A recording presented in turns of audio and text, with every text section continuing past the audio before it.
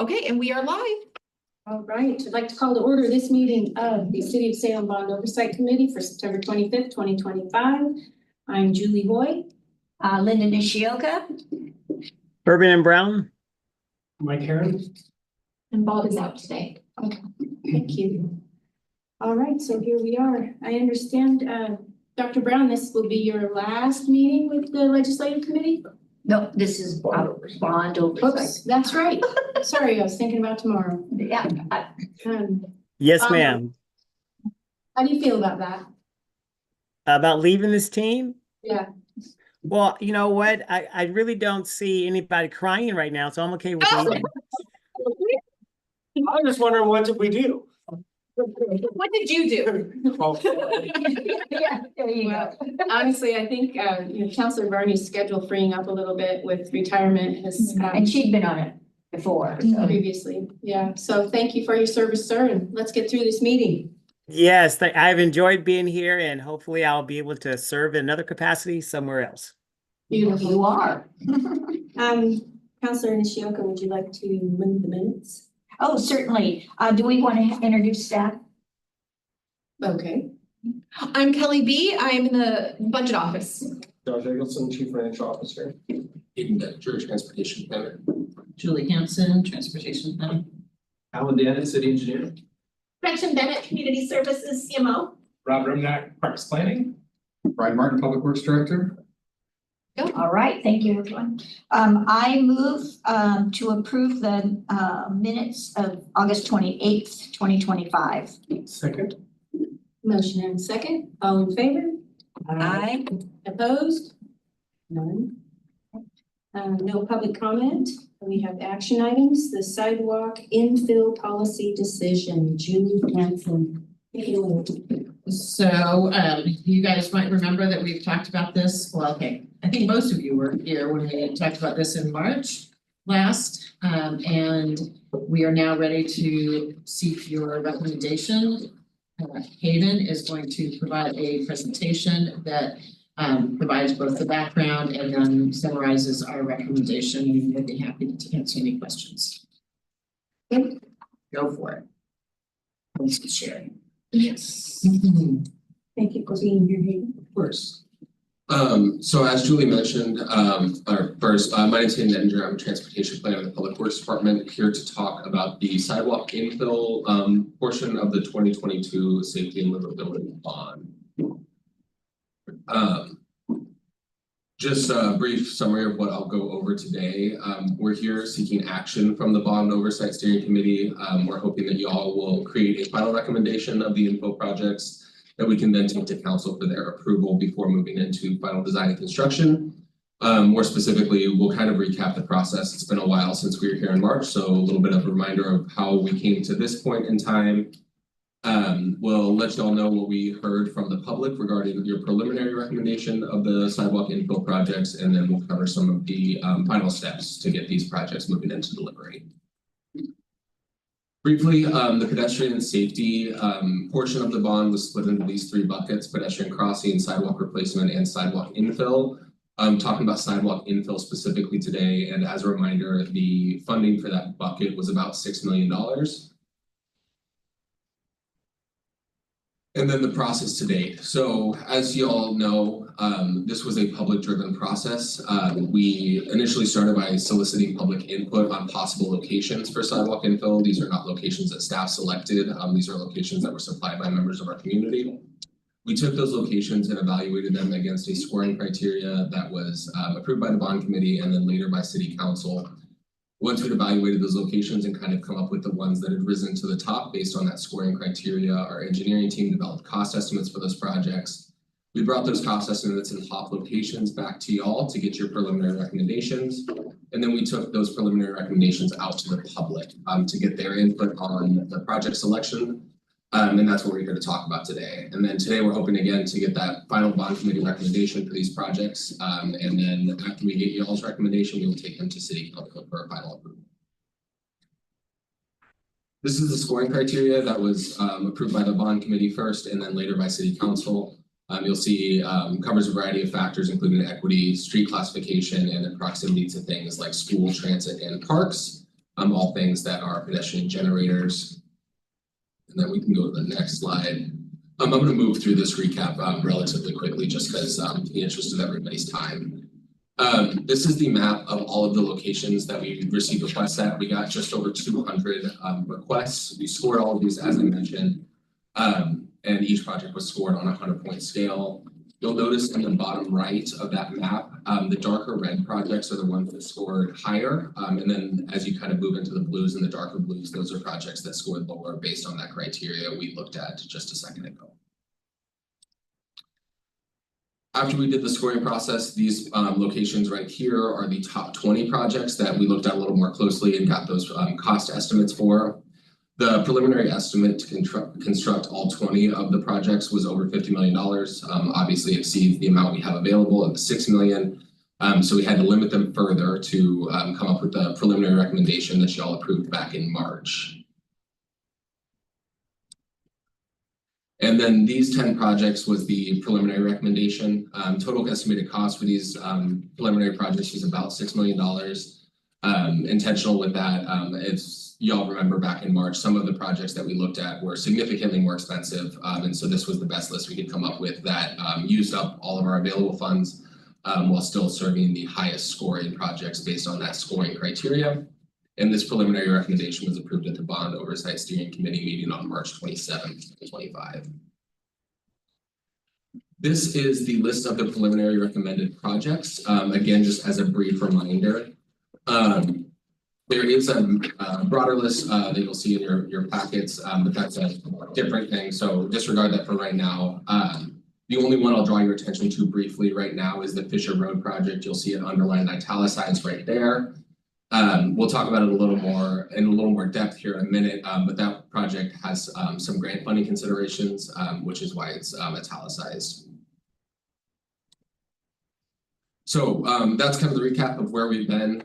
This is the update for where we're at now. We've gone out to the public to get public input on these recommendations. We did this largely through two ways.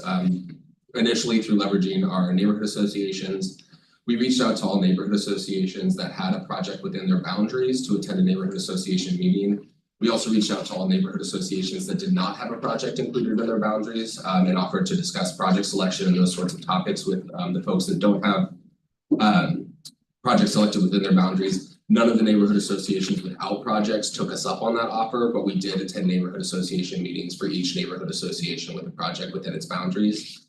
In addition to attending the neighborhood association meetings, we contacted property owners and residents that live adjacent or own property adjacent to the project areas, both with information about the project and to invite them to attend the neighborhood association meeting to discuss it further, to discuss the project further. We also received some input from adjacent property owners and residents via email and phone. Written comments are supplied in your packets towards the back.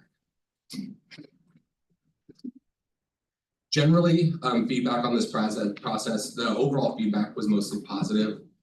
Folks were excited to hear about projects that were going to be in their area, understandably. Some specific points of feedback that we heard at various neighborhood association meetings that we wanted to bring to your attention. We did hear from some residents that there was interest in corridors with a greater level of pedestrian activity. One thing that's important to consider is a lot of these projects are on local streets due to the scope of the bond and how much data we have in that. Arterials, major arterials, minor arterials, things like that that do typically have expanded pedestrian activity are a little bit outside the scope of what we have available in the bond. We did receive a question from the Cessna neighborhood about the project solicitation process and how we advertise that process and solicited requests from residents. And then finally, we did receive several questions about each project's impacts to things like frontage, landscaping, and then mature trees in the project area. So those were kind of some general themes about feedback. We're now going to move into feedback specifically from each project. I'm going to move through these relatively quickly because you all are familiar with these projects, but if you want me to stop and chat about any of them, feel free to just let me know. We can talk about them more in depth. So the first project right here, Brenner Street between Cypress and Weathers. This is in the Elna neighborhood. Elna was supportive of the project, no major concerns. Move to the next one. The next project, this Church Street project between Pine and Spruce. This is in the Highland neighborhood. The Highland Board voted to support this project, but also with the caveat that they would defer to adjacent property owners if they had any concerns. We have not heard any concerns from those adjacent property owners. Similar story with Hickory here between Fourth and Liberty, also in the Highland Neighborhood Association, voted to support the project, but indicated they would defer to adjoining property owners. We have not heard any complaints or concerns from adjacent property owners for this project. The King Street project in the northeast neighborhood between 19th and 17th. Just additional context because you can't quite see it on the map. On the east side of this project boundary is the Inglewood Park and then also Inglewood Elementary School. So that's kind of what's happening in that east and southeast section of the map that's just off screen. We attended the Northeast Neighbors Neighborhood Association meeting and there was varied feedback. It was a very well attended neighborhood association meeting. The neighborhood association chair indicated it's the best attendance they've seen, so great participation from the public. Feedback was split pretty 50-50 colloquially at that meeting. We had some folks who were concerned about actually let me back up for a second. Additional context with this project, we elected to place this project in the existing footprint of the roadway to minimize impacts to landscape and mature trees in the project area. Unfortunately, that would require us to remove parking from one side of the street to maintain compliance with street widths for the fire department and emergency vehicle operation.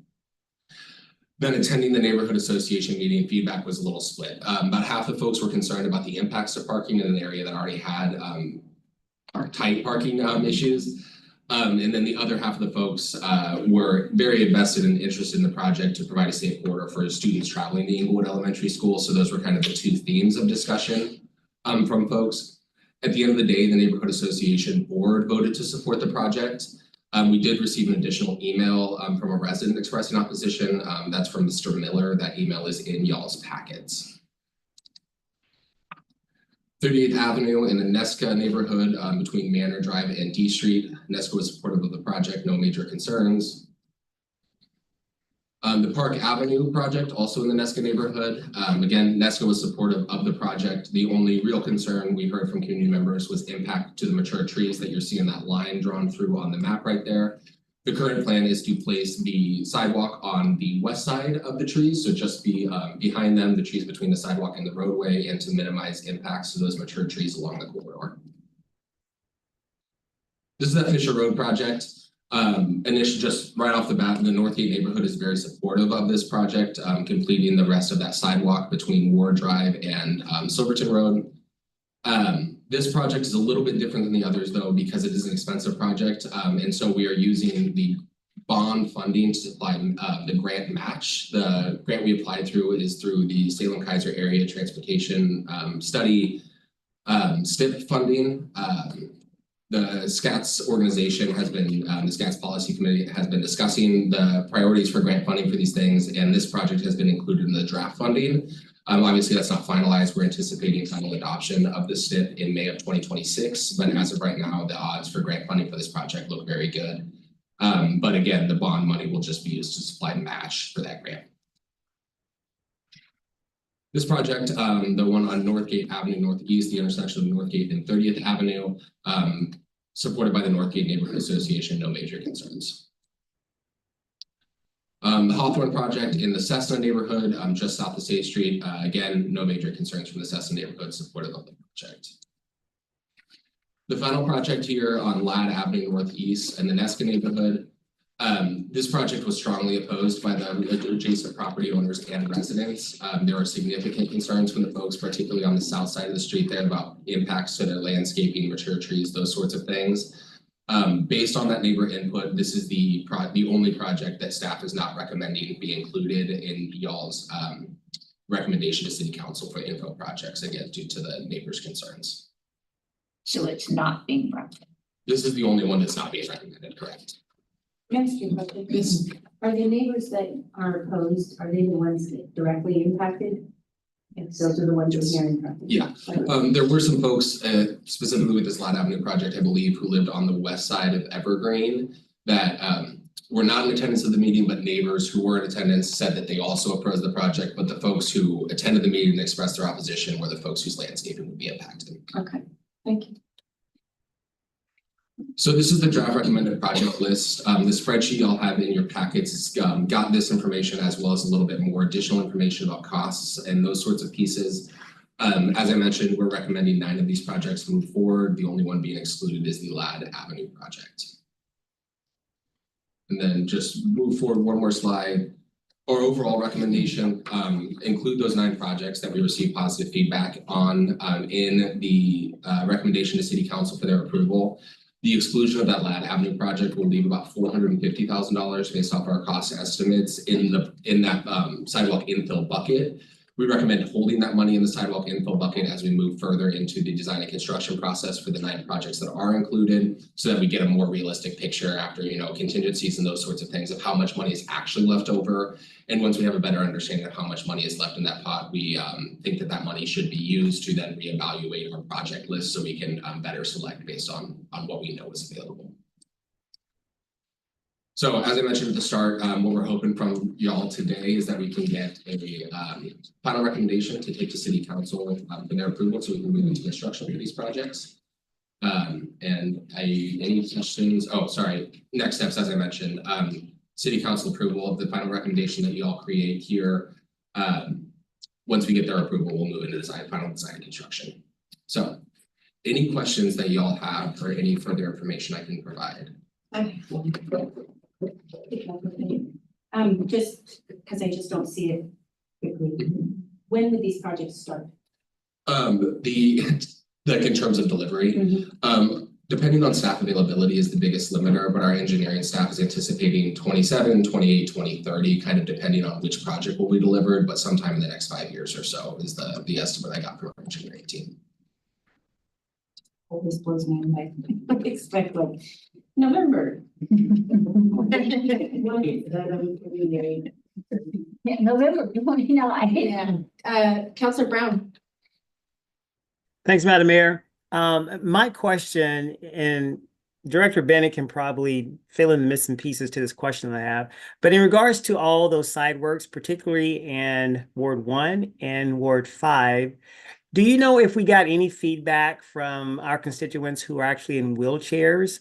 The reason I ask that is because I know Director Bennett held a listening session like a month and a half ago to hear from folks that have, just limitations when it comes to moving around the city. So did we get feedback from anyone in that community that are in wheelchairs? Generally not a ton of feedback from folks who use mobility devices in terms of the sidewalk infill. Where I heard a lot of concerns regarding accessibility on the sidewalks related more to the sidewalk repair and replacement projects that are also part of this pedestrian safety bond bucket about impassability of existing sidewalks. But that a lot of the concerns fit more into that bucket because it was less about a lack of sidewalk and more about impassability along the sidewalks that currently exist. And I do know that that's a consideration that we're keeping in mind and using to weight our sidewalk repair and replacement bond bucket, but less so for the sidewalks that just don't exist at the moment, which is the sidewalk in bucket.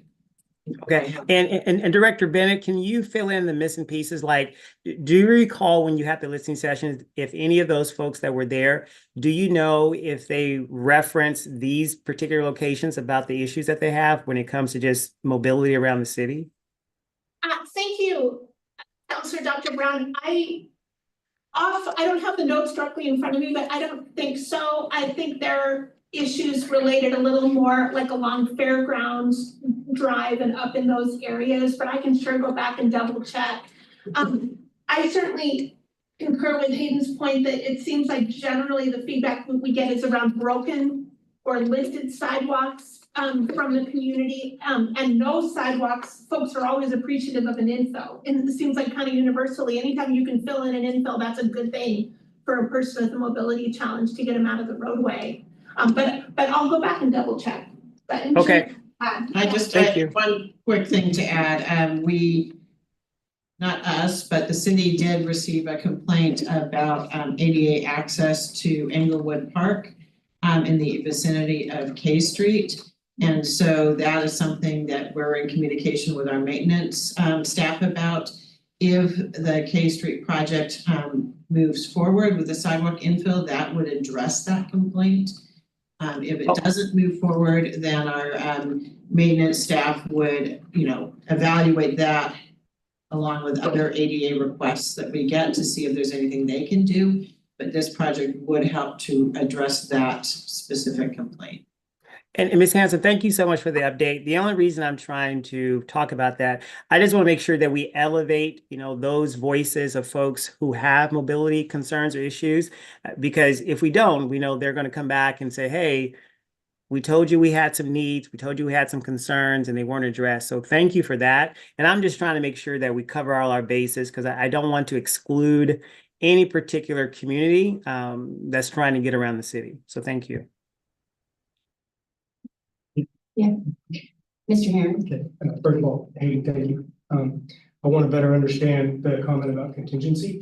So we pulled the one project out and we have the remaining project. The remaining projects have a proposed budget, I'm assuming, with contingency built into it. So I just want to make sure I understand. We're not saying the 450 that we're not going to expend on the LAD project is now contingency for that. What you're saying is, let's hold it, see how we shake out on the contingency on the remaining projects, and then whatever we have left at the end is the bucket that Correct. now it's full project. Correct, yeah, our cost estimates assume a 30% contingency, Okay. so absolutely. Okay, and do we have, I know we've gone through multiple iterations of these very long project lists and put them into priority. What do the next, if we're doing, 8 now, is it 8 projects? Nine projects. We pulled one out. What do the next couple of projects look like? Would they potentially fit within that dollar figure that maybe we have or don't have at the end? Yeah, so we actually. Or how far down the list do we I have to go? have some to get additional slides if y'all want to talk about the next 2 projects that we have up, if that's of interest to the committee. But briefly, the 2 projects, there's one that's about the same cost as the Lad Avenue one over on Oak Hill in South Salem. And then there's another one that is more in the northeast Nesca area, but it's closer to 1.5 million. So depending on what's left over, we'd have to see. I do think while this is not contingency for those other projects specifically, if one of the projects has, goes over a 30% contingency, it would be a place that we would look if there's something we did not anticipate. And Julie, we would come back to this group prior to utilizing that, correct? Yes. I have a question. Recently I sent Director Martin some information about drone service that can scan an area that's been damaged for emergency response. And it just makes me wonder if the infill and some of the sidewalk complaints come in. But what about other areas that nobody's complained about but might need to be repaired? I'm wondering if we might futuristically think about potential drones that could scan sidewalk areas and places of doing that work and utilize AI to provide us with sort of like a detailed list of how bad they are, what might be first in rows. It's just more of an idea tossing out. Yeah, I think with the technology changing, there's going to be a lot of opportunities for those things. We saw a demonstration from a DocSpot, which is a little robot that I guess the mall downtown is going to be maybe using later this fall. But they actually have those that can go out and they just go down the sidewalks and take measurements. Measure it. Just based off of the different things. So that's another option. So there's opportunities coming for different types of. And then the other thing I was gonna suggest, you make all of the counselors go out and do their whole neighborhood, their whole ward. You invest. And then come and analyze. Yeah, and I think that would probably be more for the sidewalk condition as opposed to whether there's sidewalk there or not. True. We have the data on where there are sidewalks and where there are not. The problem is that universe is quite large, and so this committee decided that they wanted to have the focus be on the public requests rather than the city just pulling up the data. I just question how many of our public don't even know that they could put in for a request. And that's the issue that I'm trying to resolve in the sense of not everyone knows. There are people that truly do know how the process works and are very good at it. I'm just wondering about those that don't and how we might help the areas that don't always get that kind of feedback. Yeah, we could certainly put more information on our website or send something out. So I mean, through some social media or other ways. So I do know we get a lot of complaints, especially on the broken sidewalks. And so we have a pretty good inventory, but it never hurts to reach out. And We have a good everyone inventory, knows. yes. It's all good until the robot hits loose gravel. It takes over. Area, it's danger. That's a nice track, it'll keep going. Off-road. Thank you for listening. It That's- tips over to an immediate need of repair. Yeah. I've fallen and I can't get up. Yeah. Thank you. And I know that the Nesca group regarding the LAD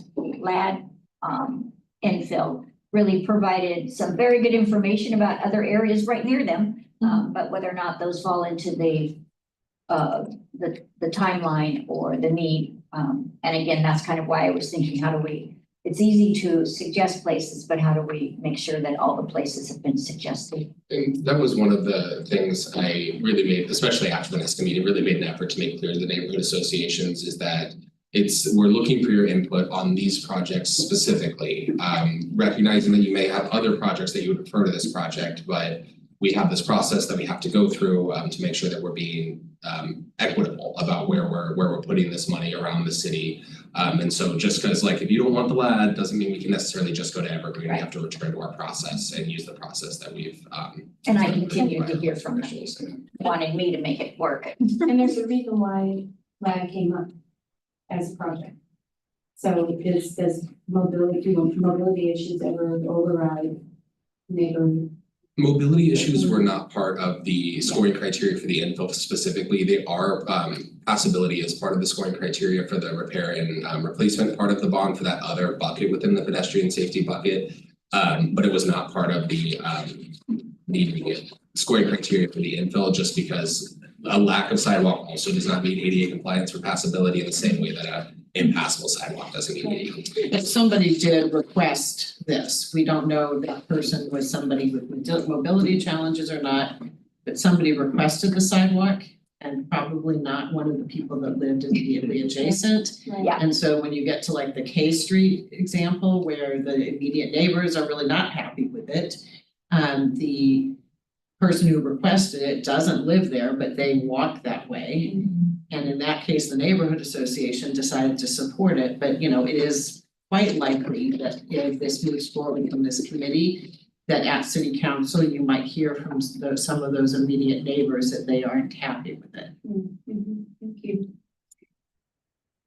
So I move that we move this forward to city council. Second. Motion and second by Aaron. All in favor? Aye. Thank you. Any opposed? Okay. Thank you. Management update, thank you, Hayden. Very well done. Management update information items, local vendor, Alan Dannon. Yes, thank you. This will be brief, but there is an updated local vendor report in your packet. And it's been several months since we provided one, so we've had a number of bids. I think it's the last one came to you all. It's a good time for an update. You turn to the back page of that, I'm going from memory, but. Here's an extra packet. No? Good. Are you sure? Okay. Because his memory is. Let's see. So we've awarded somewhere over $50 million in contracts to both consultants and contractors. And we're right about 80% of those going to local contractors. And on the construction side, it's closer to 95. Right. So that's good news. As a reminder, the definition we use for local is somebody who has an office in Marion or Polk County. So some of those consulting firms are nationwide firms, but they have local offices. So that's where we're at. Those numbers are likely to change. We just issued the guaranteed maximum price to Howard S. Wright for the Civic Center project that you all have heard about at several meetings. They are not a local contractor, and that's about a $30 million contract for construction piece of their work. So that will go on to the next time we bring this up. But I've also asked the project team to bring a breakdown of the subcontractors for that project because like for the ops building, 65 or 70% of the work is actually done by subcontractors. And many of those were local, so we want to bring that extra level of breakdown for you all to see when that $30 million hits this report. So the next time we come back, we'll have that information for you as well. Overall, bids still continue to come in very competitively. We've had a lot of interest in almost every project from all the main local contractors, and they've had a very good track record of winning the awards. So it's good news. Do you want to talk about what work OS Right has done to engage local communities? Sure. So back to the Civic Center project. As I mentioned, most of that work is done by subcontractors. So Howard S. Wright worked with us and city staff to really work hard to make sure that all subcontractors in the area are aware of the project and it's on their radar. They bid that work out just like we do. It's not exactly the same process, but it still goes out to multiple contractors. They look at it and submit bids, and then Howard S. Wright administers that who is awarded those subcontracts. So they did a lot of work and outreach there, including interface with the Chamber of Commerce to hold a forum for all the local trades to come take a look and see what's going on. So that was in addition to our sort of normal annual event that we've held with the Chamber every year for all city projects. This one was specifically focused on Civic. And I think, like I said, we'll bring back the exact details on who got what and what the percentages are, but we had good participation, and I know there was a lot of folks that were interested in getting that work. So I know we had good competition for most of the subcontract packages, and appreciative to the chamber also for cooperating with us on this. Any questions? I'll maybe mention about the permits too. Sure. So the Civic Center, some 1 or 2 meetings ago, we talked about a little hang up that we had on the structural plans for the building. The third-party structural inspector that our building and safety team uses stepped out of that review process, and so we went to the Oregon State building officials, and they did the structural review for the project.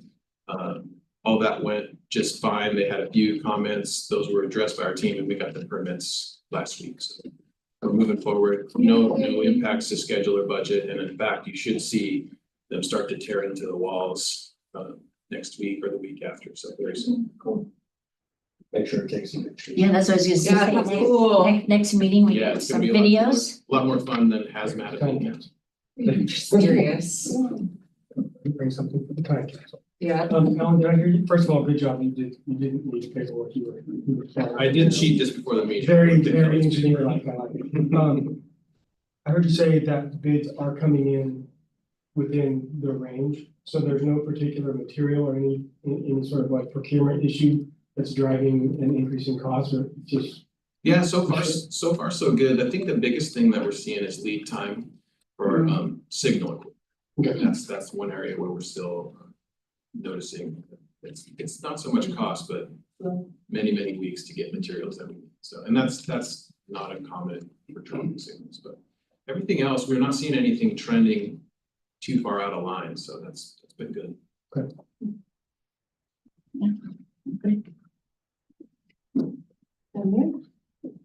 Moving on to Ms. Bennett. Yeah. Parks, restrooms.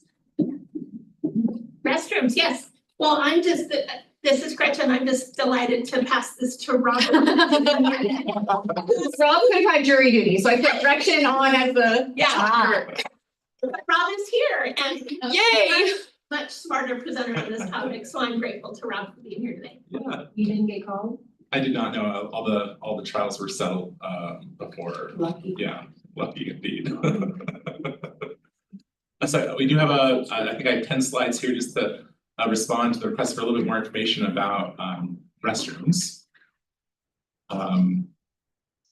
Yep, here we go. Just to start the discussion, we're going to talk about types of restrooms just to get kind of a similar vocabulary going. First, there is a standard restroom. Those are found in our park system today. That's a photo of the restroom at River Road Park.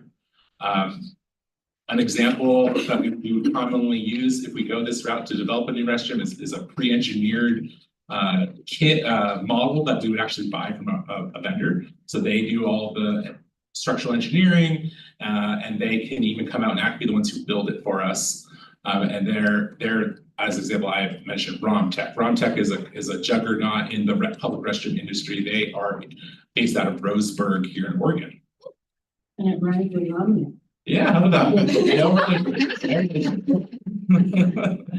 Oh, man. The next one there is chemical toilets, and those are also found in our park system. And we do have both vendor-owned portable toilets and city-owned units, and they're all serviced by a vendor. And then at the bottom, we have two new ideas that are being discussed. There's the module single. This is single use. There's missing an R. It's just a single user restroom there. It's a Single use. Single use. When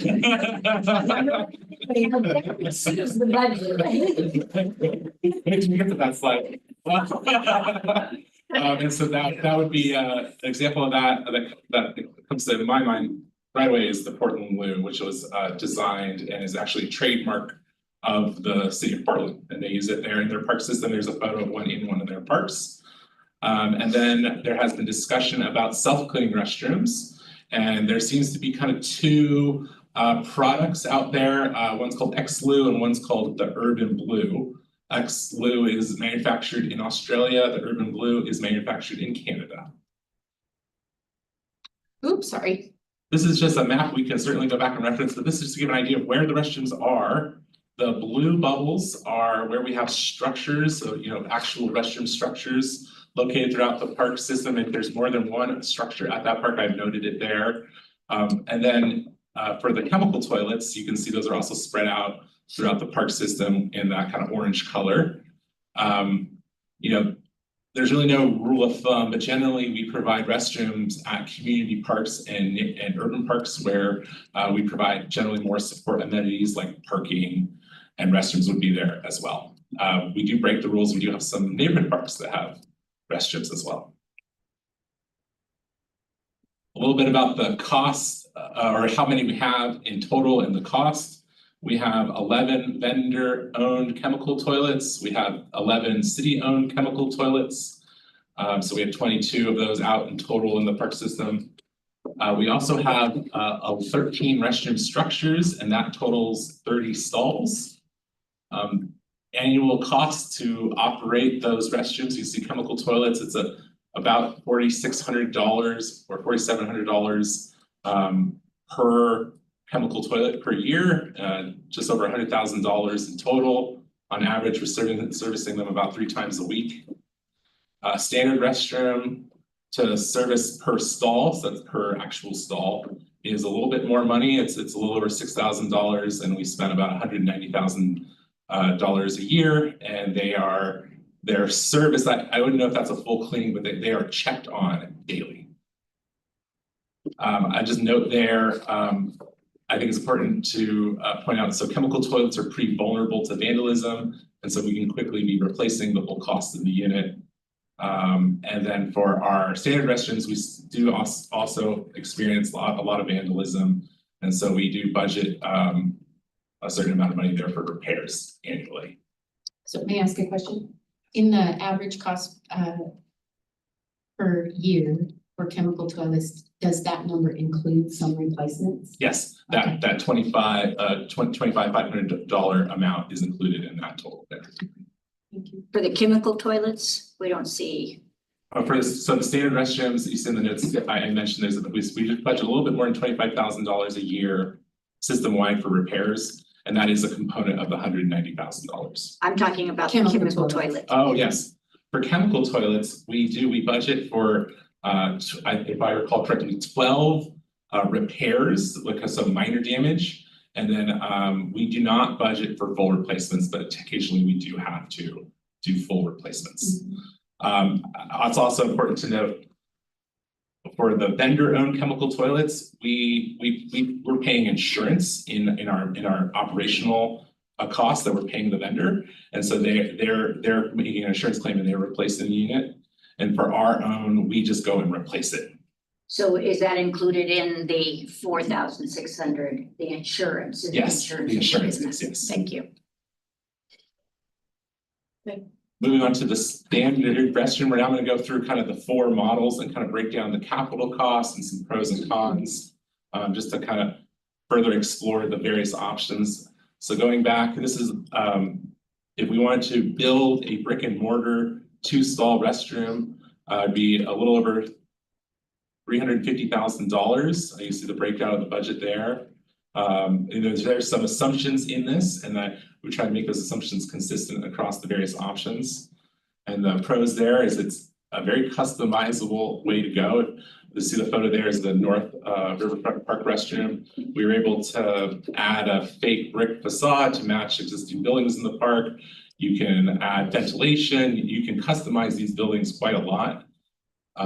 They're made of durable material. That restroom is made out of a concrete cinder block. And it can be equipped with a lot of different options and amenities. There's all you can imagine. If you can imagine it, they'll be able to add it to the restroom. So there's quite a lot of versatility in what you want.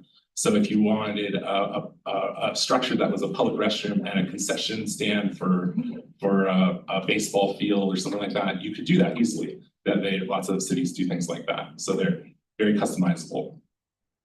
2 questions. Archaeology doesn't have to be done on all of them, I assume, but it just depends upon where the park is and if it hasn't already been done yet. That is correct. However, I will say that in Salem, my experience, majority of the time you're doing it because our parks typically are in places where there's a nexus to places where there's more likelihood of encountering archaeological resources. 2 more questions. When you say that they can be customized, can they have blue lights in them? I'm sure you could. And then is there a mechanism where you could lock and unlock without having to have somebody physically come and do it? Again, I'm sure that's an option. We would have to explore that with the vendor. And Romtech is not the sole. There's another company called Public Restroom Company, and the same thing. But we would explore it with those vendors. I'm sure they have options available. Thank you. They can be circumvented. Yes. Counselor Brown, we can't see you, so if you have something, please just speak up. Oh, sorry, this is not good. Thanks, Madam Mayor. We're gonna make it possible that Kelly's making it possible that we can maybe see you. There we go. Cool. Good job, Kelly. Thank you. I'll just note that we have experienced a lot of vandalism with that northern restroom. It's often things are breaking, need to be repaired. It's a constant. We might not be there as a society. So the cons there is it is a higher, well, it's a higher installation cost compared to a chemical toilet. It's a longer installation timeline. It takes time to actually build the restroom. And it may require more maintenance compared to simpler designs, like, for example, the Portland Loo. And then here's that breakdown for the side-by-side comparison. There's the chemical toilets, the pros there. It's a low upfront cost and quick deployment. It's ideal for temporary events or seasonal use. There's no need for utility connections. And it's a good option in flood-prone areas like Minto Brown Island Park is in a floodway. And so it's not really an option for anything other than these. The cons there, they do require frequent servicing, so you want them to be clean. And then they have limited capacity and comfort. You know, if you're confined, there's not a lot of room. They're not super pleasant, and they're not generally suitable for long-term public use. So they don't replace a permanent structure. If you were asked or just offer something, if you have enclosures like that, you're also providing more hidden spaces for bad activities. Yes, and we do have them we do have both scenarios in our park system. So that's a Minto Brown Island Park parking lot 1. If you went to parking lot 2, you'd see they're very exposed. We don't have them there. Rob, of the 22 chemical toilets, so 11 are vendor owned, 11 city owned. Does the city service all 22, or do the vendors? The vendor services all 22. The vendors service all. That's correct. Okay. And then moving on to the modular single user restroom, the Portland Loo there. I provided a breakdown of both buying just one as opposed to the two. So you can see the cost there. So it's cheaper than a 2-stall brick and mortar, but you're only getting 1 stall essentially as a single unit. But if you get 2, you're quite a bit more expensive than the traditional kind of standard restroom. And then the pros there is it's designed for high traffic urban areas with features like the blue lighting to deter illicit activity. Durable stainless steel construction to resist vandalism. Open design promotes visibility and safety, and it has a low maintenance with easy to clean surfaces. So our park operations staff is confident that they can use their no touch cleaning systems on it, so they can quickly and efficiently clean them. Cons there, limited interior space may not accommodate caretakers or families. Open design may not provide complete privacy, so some users may not have an issue with that. Installing multiple units at a single location appears to be less cost effective than providing a multi-stall standard restroom. So that's something that clear to me as I prepared these slides. Is the lighting, the blue lighting, tamper proof? Is it what would keep somebody from just breaking it? It's vandalism resistant, yes. I would not say it's proof. That's a word I'm not going to use. It's amazing. If people have time, they'll do things. Yep, try if they have. Water resistance is support. Yeah. It's resistant. Next, I think we have a slide about, so I've been looking at the Urban Blue. You see the cost there. Surprisingly not significantly more expensive, but a little bit more expensive. These are the models with the self-cleaning features. They're so that the pros are they're fully automated cleaning after each use, reducing maintenance effort, but not eliminating it. Vandalism resistant and antimicrobial servicing to enhance durability and hygiene. So it's really you're providing a better level of service to the user. There's programmable features for like operating hours, cleaning cycles. It's all the text there, so you can have flexibility with it. You have remote monitoring, so staff can monitor it from our computers or our smartphones to see if there's an issue. It kind of calls home. It says, hey, there's something going on here. You need to be aware of. And similar to the traditional restroom, this particular vendor can customize their product. So they have examples where a city has put the mechanical equipment for a splash pad inside the same building in a different compartment. Or in one example, they actually put an office for a park caretaker, so that their office was actually connected to, it was a different room, but it was the same building. So they do have the ability to customize their unit as well. I spent about an hour last night looking at all the Urban Blue videos. Pretty amazing. And the tamper resistance, they can't like push off the sink. It's no graffiti, everything's graffiti resistant. I was like, well, they're thinking about most things, I guess. Yes. So cons higher initial installation costs and continuing maintenance costs. And I have a little data point on that from Los Angeles I found. And then dependence on technology may lead to higher repair costs if the system fails. And environmental conditions may make the space less comfortable. When I was a child, I had experience using a very early self-cleaning restroom, and it was extremely moist inside. It was unpleasant. And so that continues to be an issue, but I believe products like this, they have, again, I was reading YouTube video or watching YouTube videos, they have lots of equipment to help dehumidify and dry the restroom rapidly. So I think they've gotten a better handle on those things over time. And after 15 customers, it washes the floor and then dries it. It's just like, wow. So then comparison summary. So the standard restroom durable and customizable, but longer install and install timeline and higher costs with the customization. So the more fancy things you want it to look really nice, that all just comes with the cost. Chemical toilets, they're low cost, quick setup, but limited hygiene and best for short-term use in flood-prone areas. The Portland Loo, durable, safe, modern look, but small and less private. And it can be quite expensive, especially if you're banking multiple single-use stalls together. And then the self-cleaning is high-tech hygiene and modern look, but it's costly. I'm gonna just, there's one more slide and you can go for it, but I'm gonna switch for the Los Angeles County Metropolitan Transportation Authority, so the bus and subway provider in Los Angeles, they installed the other company, it's called the Xlu, it's from Australia. They installed one of those units in the El Monte Transit Center in, let's see, 2012. And then in 2016, they had a board report I have here that says that they were spending $130,000 a year on maintenance of that one self-cleaning toilet, plus an additional $58,000 for 16 custodial checks per day. So like a custodian was still checking in on it often to make sure it was operating correctly.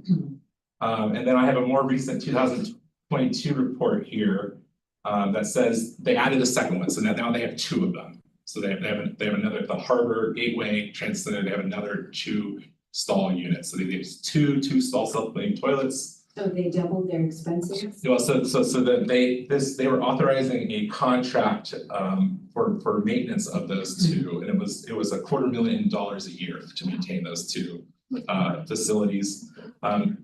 There's 21, they report 21,000 uses per month of the 2 locations. So that I did some quick math, that comes out to $1 per use for the maintenance contract. And I'll read here specifically what the contract is. The technicians servicing these units must be well trained to access, adjust, and repair the programmable logic control systems via the control board located inside the automatic public toilet bays. This vendor, the Public Facility Service Incorporated, is the sole service provider and maintenance provider for these bathrooms in the United States and Canada, authorized by the Australian company who manufactures them. And so basically they were the only option they have, and they're charging them about $1 a user to maintain them. That's only one data point, and I would want to dig into a little more than that. There are definitely other cities that have experimented with self-cleaning toilets, and they may have a very different experience, but that is a little red flag for me. So we just would want to do some more homework on that. So maybe pay per use? I know, I was thinking you drop it $1, That's right. so we can put $1 in and go to the bathroom.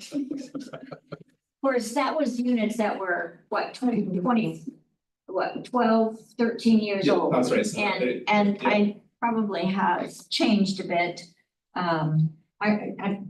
We done. Yeah, so my last slide here is just a comparison breakdown. Because I apologize, but I just find myself thinking, what is the community going to tolerate in terms of these decisions?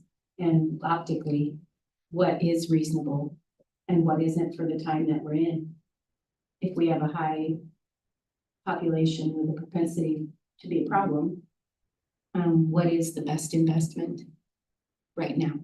That's where I'm thinking. The one recommendation I would make, to me, it seems pretty clear that where one stall is sufficient. So like a neighborhood park, maybe you just want to increase the level of service at your average neighborhood park. I think one Portland Loo is a good option. Give it a try. I think that's a good way to go. I think having maybe 2 Portland Loos at McKay Park, I think that's still maybe worth trying.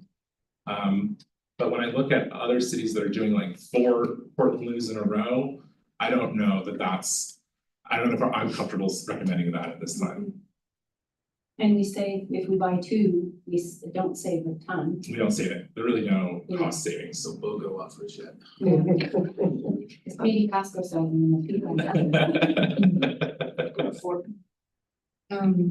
Wow. And I think I don't want to knock the self-cleaning restroom idea down. I just think we have more homework to do in terms of understanding what the maintenance implication really is. Sure. It would seem like maybe it would be less than a lot of the other options, but I think we need to understand that, and we just have the time to make phone calls and really talk to the other cities and really understand what their experiences have been. Yeah, it'd be nice to do a comparison. Yeah, I mean, you talked about some usage data for the self-cleaning out in Los Angeles. Do we have an idea like what our usage needs are?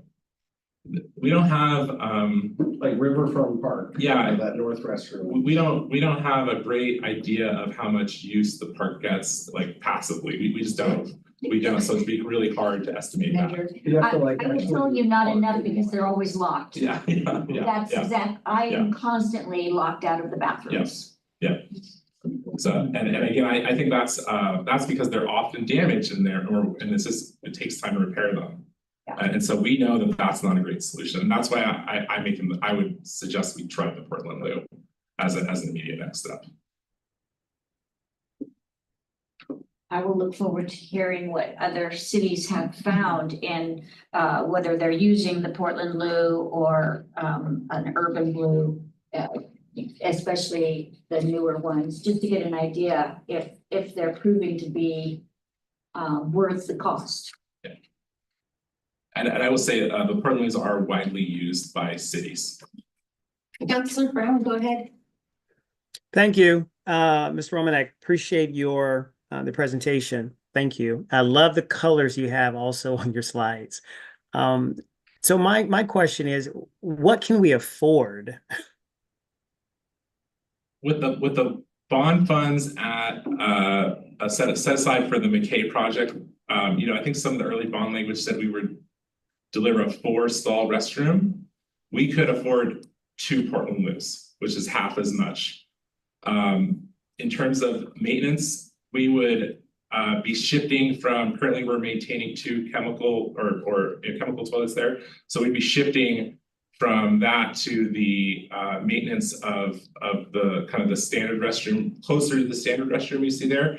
So we're moving from, theoretically right now we're paying roughly $9,000 to maintain those 2 chemical toilets, and we'd be shifting to an increased cost, which is going to further tax the park operations budget. And you know what I think would be helpful, because I think this has to go before the council for approval, correct? So I think if I may, right now, the 2 going in at McKay don't need any additional approval. We're just moving forward. And there aren't any current other plans for this mix. We're gonna have some choices eventually at some other parks, right? That's correct. Yes. So eventually. I was losing the forest for the trees here. Okay. Well, I mean, I like the idea of us having this conversation, especially to put some more restrooms in our parks. I think whatever we decide to do, it would be helpful if we communicate this to the public, just letting them know how much things cost, so folks are not surprised when they see it. You mentioned at McKay specifically, if we went, from 2 Portland Loos or 2 stalls to 4, I think. So you said, that would shift the maintenance from 2 to 4. Well, are they chemical toilets now? Yes. Okay. Yes, so we have 2 chemical toilets. So that's under contract, I'm assuming, right? Are the other like standard bathrooms, like the waterfront, are those under contract as well, or is that are those city employees that are? So the standard restrooms are city employees who are cleaning them. So we go from a contracted deal to To a city staff member. Yeah. Okay, that's With the. with the standard bathroom. Or Basically, anything other than a chemical toilet's gonna go there. Is there a kind of a history of the track record of McKay Park restrooms? Like, not usage, but damage, replacement, any of that to make the case for an upgrade? I think in terms of what we offer right now in terms of the chemical toilet, I don't have the data, but I know we've had vandalism. Over time, they certainly have people catch them on fire, they melt. Sure. From why we're adding them at McKay, I think that's because it is a community park, and so we want to provide support amenities that allow people to use the more expensive recreational amenities we offer at the park, like the soccer fields or the playground. Well, we have playgrounds in neighborhood parks, but we're adding a reservable picnic shelter. That's the other thing the bond project's doing. So you're thinking we're inviting customers to come and spectate for a game and maybe have a picnic, and so they're going to need restrooms to support that use. And I think that's why we're doing it. I mean, the only other thought I have is why we don't need to go to council on this if there's enough thoughts and concerns and issues around restrooms. There's nothing that says you couldn't take one and say this is what we're proposing, right? I mean, if this group feels comfortable that, we're going to proceed with it as is, we could proceed as it is ordered because of the larger conversation which has overlap into other areas potentially, and this could be the pilot for something else downtown. It's something you could take to council also, if that was something you thought was needed. It's just my gut, but I feel like it's kind of a can of worms. And if we just spring it on the community as this committee, it's probably less transparent than taking it before for a council discussion. And just To Josh's point, they're gonna put in restrooms there. And it's really more what restrooms are put in. If we're gonna put in the 4 or do 2 Portland Loos. I certainly could see it as an information report. And then if any of us wanted to have Rob or Brian come to the podium to explain what they're doing, that would be an opportunity. But I hate to kind of stall anything. Yeah. Unintended. Finally, something. Without intention. But, you know, having an information report of, you know, this is what is planned and that the committee had made this selection. And that way we don't delay it another 2 months if they're needing to get it done. That would be my thoughts. I think that's reasonable. And just to be clear, the proposed bathroom solution there now is 2 Portland Loos, yes. 2 Portland Loos. Yes. Where are we at with that? Cause I think our conversation last month is that the infrastructure for those was moving forward, right? That's correct. We are at an advanced state of preparing construction documents for the site work. And now we're in the process of starting the procurement process for actually purchasing the Portland Loos. Okay. And because they're prefabricated, you mentioned they're gonna come in a truck, a crane is just gonna place them right on where they're gonna go.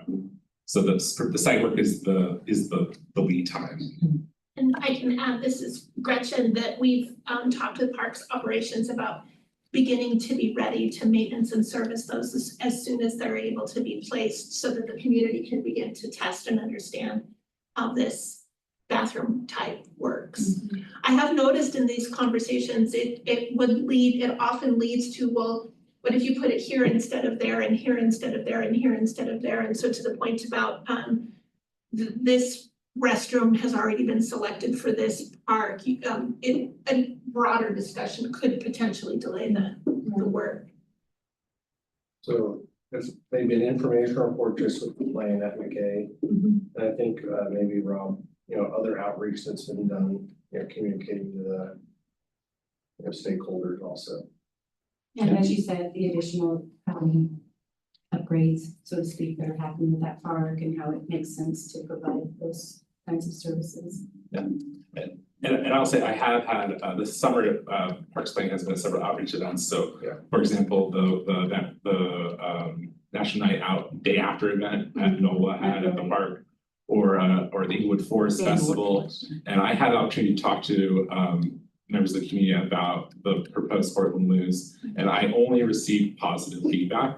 And again, I take that for the experiences like Councilor Nishioka is having, where the frustration of finding a locked restroom because it's vandalized and isn't open, I think is pervasive in the community. You also had a booth at the Pride event. Yes, yes. So I would say an information report. That way it can be, as Dr. Brown said, it can be out there and we can just hear that this is what's underway and it's a pilot project and we'll learn more. Yeah. I think that would be the best way, instead of, as you pointed out, somebody wanting to say, oh, let's do it here and let's do it there. So things it's approved and the pad is getting ready, and I need to stall anything. McKay can be a destination just to see the loo. Well, hopefully it's the soccer fields. I'm hoping it's the soccer fields. Fair. Right, fair. Awesome. Well, if that's. Yes, ma'am. Gosh, thank you so much. Very well done. We probably dream about it at night. I did last time. You did. That's funny. Well, if there is nothing else, then we're adjourned. Thank you. Thank you, Dr. Brown. Thank you for your service, sir.